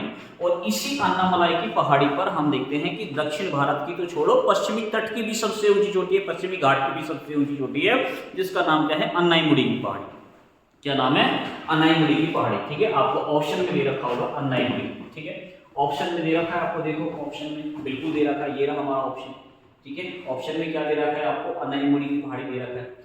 तो हमारा आंसर जो होगा वो क्या हो जाएगा, वो हमारा आंसर हो जाएगा अन्नाईमुड़ी, ठीक है। क्या हो जाएगा हमारा, अन्नाईमुड़ी हो जाएगा। अच्छा, अब आपसे क्वेश्चन पूछेगा भैया ये बता दो फिर अन्नाईमुड़ी की ऊंचाई, आपसे क्वेश्चन ये पूछेगा कि ये बता दो भैया अन्नाईमुड़ी की ऊंचाई कितनी है। तो ध्यान रखेंगे मेरे बच्चा 2695 मीटर, ठीक है, 2695 मीटर इसकी हाइट है, ठीक है। दूसरा, दक्षिण भारत के अंदर आते हो तो दक्षिण भारत में जब आप आओगे ना, यहाँ भारत में आओगे, ठीक है, यहाँ भारत में आओगे तो थोड़ा मैप ऐसे ही भैया देख लेना, थोड़ा मैप में कमजोर। तो यहाँ पर मैंने आपको बताया ना कर्नाटक राज्य है, यहाँ पर केरल राज्य है, यहाँ पर तमिलनाडु राज्य है। तो आपको देखने को मिलेगा यहाँ पर एक पर्वतमाला विस्तारित है इस प्रकार से, ठीक है। अब ये तीनों राज्यों में होकर जाती है और इसी पर्वतमाला को हम क्या कहते हैं मेरे बच्चा, नीलगिरी पहाड़ी। क्या कहते हैं इसको, नीलगिरी पहाड़ी कहते हैं, नीलगिरी पहाड़ी। अब ये जो नीलगिरी पहाड़ी है ना, इसी नीलगिरी पहाड़ी पर जब आप तमिलनाडु में जाओगे तो आपको देखने को मिलेगा डोडा बेटा। क्या देखने को मिलेगा, डोडा बेटा, मोस्ट इंपोर्टेंट है डोडा बेटा, ठीक है। ये रहा डोडा बेटा, आपसे पहला ही ऑप्शन दे रहा है डोडा बेटा। आपसे क्वेश्चन पूछेगा कि बता दो डोडा बेटा की ऊंचाई कितनी है, तो ध्यान रखिए 2637 इसकी क्या है ऊंचाई है। और ये कहां पर स्थित है मेरे बच्चा, तमिलनाडु में। कहां पर है ये, तमिलनाडु में, ठीक है, ध्यान रखिए तमिलनाडु में। और ये कहां पर है मेरे बच्चा, ये केरल में, ध्यान रखना ये कहां पर है, केरल में, ठीक है। सेवराय की पहाड़ी भी कहां पर है, तमिलनाडु में। ध्यान रखेंगे सेवराय की पहाड़ी कहाँ पर है, तमिलनाडु में है। ठीक है, पालकोंडा की पहाड़ी कहाँ पर है मेरे बच्चा, आंध्र प्रदेश में। कहाँ पर है ये, आंध्र प्रदेश में है, ध्यान रखेंगे। पालकोंडा, वेनुकोंडा, नल्लामलाई, अन्नामलाई केरल में है, ध्यान रखना। आंध्र प्रदेश में कौन कौन सी है मेरे बच्चा, एक तो है नल्लामलाई, याद रखेंगे नल्लामलाई की पहाड़ी है। ठीक है, ये भी आंध्र प्रदेश में। ठीक है, पालकोंडा हो गई, वेणुकोंडा हो गई है, ध्यान रखेंगे वेणुकोंडा, ये भी कहाँ पर स्थित है भैया, आंध्र प्रदेश में। ठीक है, एक होगी मेलागिरी की पहाड़ी, ध्यान रखेंगे मेलागिरी, मेलागिरी की पहाड़ी भैया कहाँ पर है, आंध्र प्रदेश में है, मेलागिरी की पहाड़ी, ये भी आपको याद रखना है। ठीक है ना, ये सारी चीजें आपको याद रखनी है। ठीक है, अन्नामलाई, जवादी की पहाड़ी कहाँ पर है बेटा, तमिलनाडु के अंदर विस्तारित दक्षिण में। इलायची की पहाड़ी कहाँ पर है बच्चा, केरल के अंदर स्थित है। ठीक है, इलायची इसलिए यहाँ पर। ठीक है, ये भी याद रखनी है आपको। तो ये ऊंचाई मैंने आपको यहाँ पर लिख दी है, ये भी याद रखना है आपको, कौन सी है, कहाँ। क्वेश्चन नंबर 13, क्वेश्चन नंबर 13 क्या कह रहा है कि पिन वैली नेशनल पार्क किस राज्य में स्थित है, पिन घाटी नेशनल पार्क। यहाँ पर लिखा हुआ अभी ये देखो, आपको दिख भी रहा होगा, pin valley, welcome pin valley national park. ठीक है, और यहाँ पर शॉर्ट फॉर्म में देख रहा होगा हिमाचल प्रदेश। तो यहीं से समझ गए होंगे कि पिन वैली नेशनल पार्क कहाँ है, तो पिन वैली नेशनल पार्क है केरल, सॉरी हिमाचल प्रदेश राज्य में। ऑप्शन है क्या, ऑप्शन में, ऑप्शन में है जी, ये रहा हिमाचल प्रदेश राज्य। ठीक है, ध्यान रखेंगे। तो इसका जो आंसर होगा पिन वैली नेशनल पार्क का, pin valley national park important है, बहुत बार आपसे पूछे जाते हैं। तो ये कहाँ पर हो गया मेरे बच्चे, हिमाचल प्रदेश राज्य के अंदर हो गया। अच्छा, हिमाचल प्रदेश में क्या इससे भी अलग कोई नेशनल पार्क है जी, बिल्कुल है। कौन से हैं, एक तो है खीर गंगा नेशनल पार्क है। ठीक है ना, खीर गंगा नेशनल पार्क, ये भी कहाँ पर है, ध्यान रखेंगे, ये भी कहाँ पर है मेरे बच्चा, हिमाचल प्रदेश में। एक है, ध्यान रखेंगे, इंदिरा किला। ठीक है, ध्यान रखेंगे, कौन सा है, इंदिरा किला नेशनल पार्क है, ये भी कहाँ पर है मेरे बच्चा, इंदिरा किला नेशनल पार्क भी हिमाचल है, ये भी कहाँ पर है, हिमाचल प्रदेश में। एक है मेरे बच्चा ग्रेट हिमालय, कौन सा है, ग्रेट हिमालय। ठीक है, और ये ग्रेट हिमालय नेशनल पार्क भी कहाँ पर है मेरे बच्चा, ये भी आपको कहाँ पर है, हिमाचल प्रदेश में। एक है शिम्बलवाड़ा। ठीक है, ध्यान रखिए, कौन सा है मेरे बच्चे, शिम्बलवाड़ा जो है नेशनल पार्क, ये भी कहाँ पर है, शिम्बलवाड़ा नेशनल पार्क, ये भी हिमाचल प्रदेश के अंदर स्थित है। तो हिमाचल प्रदेश के लिए याद रखना है आपको। अच्छा, जम्मू कश्मीर की बात करते हैं, तो जम्मू कश्मीर में आप जाओगे, आपको क्या मिलेगा, दाचीगम मिलेगा। जम्मू कश्मीर में आप जाओगे तो आपको क्या मिलेगा, Dachigam national park, Dachigam national park, Salim Ali national park आपको यहीं पर देखने को मिलेगा। ठीक है ना, दाचीगम, ये आपको कहाँ पर देखने को मिलेगा, जम्मू कश्मीर में देखने को मिलेगा, दाचीगम नेशनल पार्क, जम्मू कश्मीर। अच्छा जी, ठीक है, जम्मू कश्मीर पढ़ा दिया गुरु जी। अब ये बता दो उत्तराखंड की, यदि हम बात करते हैं, किसकी बात करते हैं, उत्तराखंड की। उत्तराखंड में कौन कौन से हैं, तो उत्तराखंड में याद रखिए जी, राजाजी नेशनल पार्क है, राजाजी नेशनल पार्क है। ठीक है, राजाजी नेशनल पार्क। दूसरा है जिम कॉर्बेट नेशनल पार्क है, जिम कॉर्बेट नेशनल पार्क है, ये भी याद रखेंगे आपको। ये कहाँ पर है मेरे बच्चा, ये भी आपका उत्तराखंड राज्य के अंदर स्थित है। ठीक है, ध्यान रखिए। और कौन सा है जी, गंगोत्री नेशनल पार्क है। ठीक है, गंगोत्री, ठीक है ना, गंगोत्री नेशनल पार्क है, ये भी उत्तराखंड में। फूलों की घाटी, ध्यान रखेंगे, फूलों की घाटी नेशनल पार्क, ये भी कहाँ पर है भैया, ये भी उत्तराखंड राज्य के अंदर स्थित है। ठीक है, बिहार में जाओगे तो ये वाल्मीकि देखने को मिलेगा, ये आपको याद रखना है कि वाल्मीकि नेशनल पार्क कहाँ पर है, वाल्मीकि नेशनल पार्क बिहार के अंदर स्थित है। ठीक है, भारत का सबसे बड़ा नेशनल पार्क आपसे पूछेगा, सबसे पहला नेशनल पार्क आपसे पूछेगा, तो आप कहोगे जी भारत का सबसे बड़ा नेशनल पार्क है हेमिस, जो कि लद्दाख में। आपसे पूछेगा कि भारत का सबसे पहला नेशनल पार्क कौन सा है, तो 1936 में बना था, 1936 ईस्वी में, जिसका नाम क्या है भैया, जिम कॉर्बेट नेशनल पार्क, जिसे आज रामगंगा नेशनल पार्क के नाम से जानते हैं। और जिम कॉर्बेट नेशनल पार्क को पहले हैरी नेशनल पार्क के नाम से जानते थे। तो नेशनल पार्क में पढ़ के जाने कौन से राज्य में कौन से। ठीक है, चलिए क्वेश्चन नंबर 14 क्या कह रहा है हमारा, भारतीय संविधान में शोषण के विरुद्ध अधिकार कितने अनुच्छेदों में वर्णित। ये क्वेश्चन मजेदार क्वेश्चन है। ठीक है, कुछ अलग ही पूछा है, ये पूछा है कि शोषण के विरुद्ध अधिकार कितने अनुच्छेदों में वर्णित, कितने अनुच्छेद हैं शोषण से वर्णित। तो आपको पता होना चाहिए भैया कौन कौन से। एक तो हम पढ़ते हैं कि सबसे पहले समानता का अधिकार। ठीक है, समानता का अधिकार आपसे पूछेगा। देखो, जो भारतीय संविधान में जो मूल अधिकार है, ठीक है, संविधान में यदि हम पढ़ें संविधान, ठीक है, मूल संविधान में मौलिक अधिकार कितने हैं, तो भैया मूल संविधान में मौलिक अधिकार कितने हैं मेरे बच्चा, मौलिक अधिकार हैं 7। मूल संविधान में कितने हैं, 7। लेकिन कौन सा 44वां कॉन्स्टिट्यूशन अमेंडमेंट एक्ट हुआ 1978 में, कौन सा समाप्त हो गया भैया, संपत्ति का अधिकार। ध्यान रखेंगे, संपत्ति का अधिकार क्या हो गया, संपत्ति का अधिकार कहां पहुंचा दिया, संपत्ति का अधिकार आप कहोगे गुरुजी आर्टिकल 300 क में पहुंचा दिया। कहां पहुंचा दिया, आर्टिकल 300 क में। और ये मौलिक अधिकार की श्रेणी से हटाकर कैसा अधिकार बना दिया, एक विधिक अधिकार हो गया।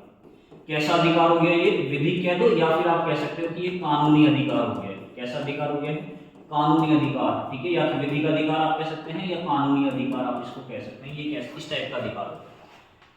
तो अब जो बचे हैं वर्तमान संविधान में मौलिक अधिकार, तो ध्यान रखेंगे वर्तमान संविधान में मौलिक अधिकार आपसे पूछेगा कि भैया वर्तमान संविधान में जो मूल अधिकार है भैया वो कितने हैं, तो आप कहोगे कि वर्तमान संविधान में मूल अधिकार कितने रह गए, 6 रह गए। कितने रह गए, 6। मूल संविधान में कितने थे जी, 7 है।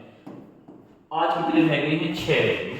इन 6 को हम पढ़ाएंगे अभी, कौन कौन से 6 हैं, ठीक है, कौन कौन से 6 हैं जी। तो 6 आपको याद रखने हैं जी। 6 कौन कौन से हैं, देखो, एक तो आप सबसे पहले कौन सा पढ़ते हो, एक आप पढ़ते हो सबसे पहले जो है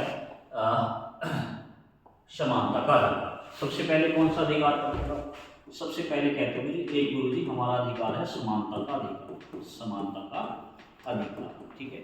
समानता का अधिकार यदि आप देखोगे, अधिकार ये कौन से आर्टिकल से, ध्यान रखेंगे आर्टिकल 14 से लेकर कहां तक है, 18, ठीक है, 14, 15, 16, 17, 18। संख्या यदि हम इनकी बात करेंगे तो भैया संख्या कितनी हो गई है, संख्या यदि आपसे पूछेगा कितने हैं, तो भैया 5। संख्या कितने हैं, 5। तो एक तो हो गया हमारा जो है कौन सा अधिकार हो गया, समानता का अधिकार। दूसरे नंबर पर आपसे होता है आपका स्वतंत्रता का अधिकार, ठीक है ना, स्वतंत्रता का अधिकार, ठीक है। अब आप ये कहोगे कि स्वतंत्रता का अधिकार गुरुजी कहां से कहां तक है, तो आर्टिकल, ध्यान रखेंगे आर्टिकल 19 से लेकर, ध्यान रखेंगे आर्टिकल 22 तक है। कहां तक है, 22 तक, ठीक है ना, स्वतंत्रता का अधिकार। अब देखोगे 19, 20, 21, 22, ठीक है, 19, 20, 21, 22 स्वतंत्रता का अधिकार। तो इसमें संख्या कितनी हो गई तुम्हारी, ध्यान रखेंगे इसमें संख्या कितनी हो गई भैया, 4 हो गई। 19, 20, 21, 22, 21 कै को जोड़ देंगे तो संख्या 5 हो जाएगी, ठीक है ना। 21 कै को यदि हम जोड़ देंगे तो क्या हो जाएगी, हमारी संख्या 5 हो जाएगी। वैसे तो प्रस्तावना में 5 प्रकार की स्वतंत्रता का उल्लेख है, ध्यान रखेंगे प्रस्तावना में कितने प्रकार की है, 5 प्रकार की, ठीक है। लेकिन मैं यहाँ बता रहा हूँ। दूसरा हो गया आपका, तीसरा हो गया भैया कौन सा, शोषण के विरुद्ध अधिकार। कौन सा हो गया भैया, शोषण के विरुद्ध अधिकार। ये जो आपसे पूछा है शोषण के विरुद्ध अधिकार। अब शोषण के विरुद्ध अधिकार यदि आपसे पूछ रहा है तो शोषण के विरुद्ध जो अधिकार है हमारे वो कौन कौन से हो गए भैया, आप कहोगे जी आर्टिकल 23 से लेकर गुरुजी ये होगी हमारे 24। और इनकी संख्या कितनी होगी है भैया, इनकी संख्या होगी है 2। इनकी संख्या कितनी हो गई है, 2 हुई है। एक तो ये हो गया हमारा। दूसरा जो हमारा नंबर 4 पर आता है धर्म की स्वतंत्रता। कौन सी स्वतंत्रता आती है, धर्म की स्वतंत्रता।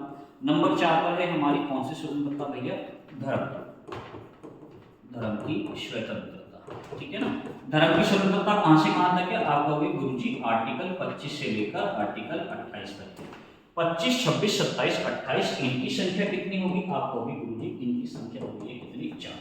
इनकी संख्या कितनी हो गई है, 4, ठीक है। नंबर 5 पर जो आता है हमारा, नंबर 5 पर आता है हमारा जो है शिक्षा से संबंधित। कौन सा आएगा, सांस्कृतिक और शैक्षिक अधिकार, ठीक है, ध्यान रखेंगे। नंबर 5 पर आएगा हमारा सांस्कृतिक और शैक्षिक अधिकार, ठीक है ना, और शैक्षिक अधिकार आ गया, ठीक है। ये कहां से कहां तक है, आप कहोगे गुरुजी ये आर्टिकल 29 से लेकर आर्टिकल 30 तक है। इनकी संख्या कितनी होगी भैया, 2। इनकी संख्या कितनी होगी, 2। नंबर 6 पर आता है हमारा मेरे बच्चा संवैधानिक औपचारिक अधिकार। संवैधानिक औपचारिक अधिकार, ठीक है, संवैधानिक उपचार अधिकार या औपचारिक लिख लो, ठीक है, औपचारिक अधिकार। संवैधानिक औपचारिक जो है राइट्स आगे हमारे अधिकार आगे, तो संवैधानिक औपचारिक अधिकार हमारे ये भैया कौन से आर्टिकल में आगे, आप कहोगे गुरुजी आर्टिकल 32 में आगे। इनकी संख्या, ठीक है। तो ये 6 हमारे मौलिक अधिकार है जो वर्तमान में हमारे संविधान में। क्वेश्चन आपसे पूछ रहा है कि शोषण के विरुद्ध अधिकार कितने अनुच्छेद में वर्णित है, तो आप कहोगे गुरुजी शोषण के विरुद्ध जो अधिकार है ना वो कितने आर्टिकल में है, यहाँ कितने में है, 2 में है। कितने में है, 2 में। तो हमारा जो आंसर हो जाएगा वो क्या हो जाएगा, 2 हो जाएगा हमारा सही। नोट कर लेना, ठीक है ना, अच्छी तरीके से। क्वेश्चन नंबर आज की क्लास का जो अंतिम क्वेश्चन, क्योंकि हमारी जो क्लास है बेटा 15 क्वेश्चन की क्लास है। क्वेश्चन हमारा क्या कह रहा है? क्वेश्चन ये कह रहा है कि जिस दर पर भारतीय रिजर्व बैंक वाणिज्य बैंकों को अल्पकालीन ऋण देता है, ध्यान रखिए, वह दर क्या कहलाती है? अल्पकालीन ऋण का मतलब होता है कुछ कम समय के लिए, कम समय के लिए हम जो है यहाँ पर क्या कर रहा है, आरबीआई वाणिज्य बैंकों को ऋण दे रहा है। ठीक है, तो अल्पकालीन ऋण ऑप्शन है bank rate, repo rate, reverse repo rate, CRR क्या है? ठीक है, तो देखो मैं एक चीज आपको बता देता हूं, पहले मैं इनको थोड़ा थोड़ा समझा देता हूं। बैंक रेट भी वही है, वह दर, ध्यान रखिए, वह दर जिस पर ध्यान रखिए, जिस पर भारतीय रिजर्व बैंक यानी आरबीआई, मैं सिर्फ भारतीय की बात नहीं कर रहा हूं, किसी भी देश का केंद्रीय बैंक, ठीक है, आरबीआई वाणिज्य बैंकों को ऋण देता है। ठीक है, जिस दर पर वह दर जिस पर आरबीआई वाणिज्य बैंकों को, ध्यान रखिए, वाणिज्यिक बैंक जो होते हैं, बैंक को क्या करता है, बैंक को ऋण प्रदान करता है। क्या करता है? ऋण प्रदान करता है। ठीक है ना, ये होती है हमारी, क्या होती है, ये हमारी होती है बैंक रेट। अच्छा, दोनों की डेफिनेशन सेम है, बैंक रेट की भी, रेपो रेट की, लेकिन दोनों में अंतर मैं आपको समझा देता हूं। यहां पर जमानत के ऋण में कुछ भी नहीं कर देना होता है, ठीक है, क्योंकि ये दीर्घकालिक ऋण होता है। ये जो बैंक रेट होती है ना, इस पर जो ऋण दिया जाता है वो दीर्घकाल के लिए दिया जाता है, दीर्घकालिक। ठीक है, दीर्घकालीन ऋण है, तो ये आपको याद रखना है, ये कैसा ऋण है, दीर्घकालीन है, और ये कैसा ऋण है, ये अल्पकालीन ऋण है। ठीक है, ये कैसा ऋण है, ये अल्पकालीन ऋण है। ठीक है, यही आपसे पूछा है, इसमें कुछ ना कुछ हमें जमा करना होता है जमानत के रूप में, तो हमारा जो आंसर होगा वो क्या होगा, रेपो रेट होगा। रिवर्स रेपो रेट क्या होगा, वह दर जिस पर, ध्यान रखिए, वह दर जिस पर क्या, जिस पर जो है वाणिज्यिक बैंक, ठीक है ना, वाणिज्यिक बैंक आपको याद रखना है, वाणिज्यिक बैंक, ठीक है ना, जिस पर जो है वाणिज्यिक बैंक क्या करते हैं, वाणिज्यिक बैंक क्या करेंगे, आरबीआई को क्या करेंगे, आरबीआई को ऋण देते हैं, आरबीआई को ऋण प्रदान करते हैं। ठीक है ना, ऋण प्रदान करते हैं, ठीक है ना, ऋण प्रदान करते हैं, ठीक है, करते हैं। और ये अल्पकालिक होता है, ध्यान रखना, ये कैसा होता है, ये भी अल्पकालिक होता है। एक तो क्या है, एक तो है जो है जिसपे जो है वाणिज्यिक बैंक जो है किससे, आरबीआई से उधार ले रहे हैं, दो तरीके से ले रहे हैं, एक तो कुछ समय के लिए और एक लंबे टर्म के लिए। लंबे टर्म के लिए जिस दर पर ले रहे हैं बैंक रेट है, और अल्पकालिक ऋण ले रहे तो रेपो रेट है। दूसरा है रिवर्स रेपो रेट में उल्टा हो गया, उल्टा क्या हो गया, अब वाणिज्य बैंक उधार दे रहे हैं ना कि ले रहे हैं, और दे किसको रहे हैं, आरबीआई को दे रहे हैं। ठीक है, लेकिन ये अल्पकालिक ऋण होता है। अब कहोगे सीआरआर क्या होता है? सीआरआर क्या होता है कि बैंकों के पास अपनी जमा पूंजी होती है, तो बैंकों के पास जो जमा राशि होती है उसका कुछ प्रतिशत हिस्सा आरबीआई के पास में इनको जमा करना होता है, जिस दर पर ये जमा करते हैं उसे ही हम सीआरआर कहते हैं। अब एक होता है एसएलआर, सीआरआर तो हो गया हमारा कैश रिजर्व रेशियो, एक होता है हमारा एसएलआर। एसएलआर क्या होता है? एसएलआर ये होता है कि वहां पर हम तरलता के रूप में देखते हैं, जैसे कि बैंकों के पास कोई सोना है, प्रतिभूति है, ठीक है, या फिर कोई परिसंपत्ति है, उसको जो है क्या करते हैं, उसके कुछ हिस्से को आरबीआई के पास क्या करते हैं, रिजर्व करते हैं, गिरवी रखते हैं, वहां पर जो है इनके जो है आरबीआई के पास रखना होता है, उसे हम उस दर को हम क्या कहते हैं, एसएलआर कहते हैं। तो आज की क्लास के मेरे बच्चे ये क्या थे, 15 क्वेश्चन थे। मैं कोशिश ये कर रहा हूं, मेरा उद्देश्य जो आपके लिए है, मेरा उद्देश्य आपके लिए यही है कि आपके पेपर तक आपको ज्यादा से ज्यादा पढ़ा दिया जाए, ज्यादा से ज्यादा चीजें समझा दी जाए, हर क्षेत्र से समझा दी जाए, बस मेरा यही उद्देश्य है। आज क्लास नंबर हमारी 7 है, ठीक है, आज हमारी क्लास नंबर क्या है, 7 है। तो प्लीज आप सभी से मेरे बच्चा एक रिक्वेस्ट है, एक तो हमारी क्या चल रही है, एक तो हमारी जो है मैं आपको बता दूं, एक तो हमारी चल रही है जो प्रैक्टिस बैच ये चल रहा है 15 क्वेश्चन का, एक हमारा चल रहा है क्या, एक हमारा चल रहा है 10 क्वेश्चन का करंट अफेयर्स की सीरीज चला रखी है हमने, जिसमें हमने 14 क्लास कंप्लीट भी करा दी है और मोस्ट इंपोर्टेंट है, ठीक है ना। अब महीने टू महीने की भी लाने की कोशिश करूंगा, वैसे तो ये चल रही है। दूसरा है दूसरा है जो प्रैक्टिस टेस्ट हमने कराए हैं उसको भी हम जल्दी से जल्दी लाने की कोशिश करेंगे, ठीक है ना। दूसरा हमारा क्या चल रही है, विवेक गुरुजी ने जो है मैथ की प्रैक्टिस क्वेश्चन स्टार्ट कर दिए हैं। मैथ के प्रैक्टिस क्वेश्चन जिस बेस पे एसएससी, क्योंकि गुरुजी को जीएस का उसका जो है एसएससी का बहुत ज़्यादा अनुभव है, ठीक है। उन्होंने जॉब भी प्राप्त करी है, स्टेशन मास्टर से वो रिटायर्ड भी हैं जब उन्होंने एनटीपीसी का पेपर निकाला था। एसएससी में भी उन्होंने जो है मैथ में जो है 200 में से 200 भी नंबर ला चुके हैं बहुत बार, ठीक है। तो उनको भी मैथ का बहुत ज़्यादा अनुभव है और एक्सपीरियंस है, बेस्ट टीचर है मैथ के। तो उनको भी, वे भी अपना दिल्ली पुलिस का प्रैक्टिस सेट लेकर आए हुए हैं, ठीक है ना। एक दो प्रैक्टिस सेट शायद उन्होंने करा भी दिए हैं मैथ के, ठीक है। दूसरा, अब वो कंप्यूटर के भी क्वेश्चन लेकर आए हैं, कंप्यूटर का एक क्वेश्चन आपको करा दिया। तो फोकस आप पर पूरा है भैया दिल्ली पुलिस के लिए। यदि अब भी आप मेहनत नहीं कर रहे तो फिर भैया दिक्कत है तुम पे, ठीक है। अब भी आप मेहनत नहीं कर रहे तो फिर तो भैया आपको सोचना पड़ेगा। इसलिए मैं कह रहा हूँ समय नहीं है, बस जैसे पढ़ा रहे हैं, जिस तरीके से समझा रहे हैं उसी तरीके से मेहनत करते रहो, आगे बढ़ते रहो। और एक हम्बल रिक्वेस्ट मैं आपसे लास्ट में करके जाता हूँ, प्लीज़ हमें अभी आप सभी की नीड है, और बस इतनी नीड है कि प्लीज़ चैनल को सब्सक्राइब करके दोस्तों के पास शेयर कर देना, ठीक है। ज़्यादा से ज़्यादा शेयर करना ताकि बच्चों के पास हमारी भी जो है क्लासें पहुँच जाएँ और बच्चों को यहाँ से क्या मिल जाए, थोड़ी सी हेल्प। ठीक है बच्चों, फिर मुलाकात करेंगे आपसे, तब तक के लिए नमस्कार, जय हिंद, जय भारत।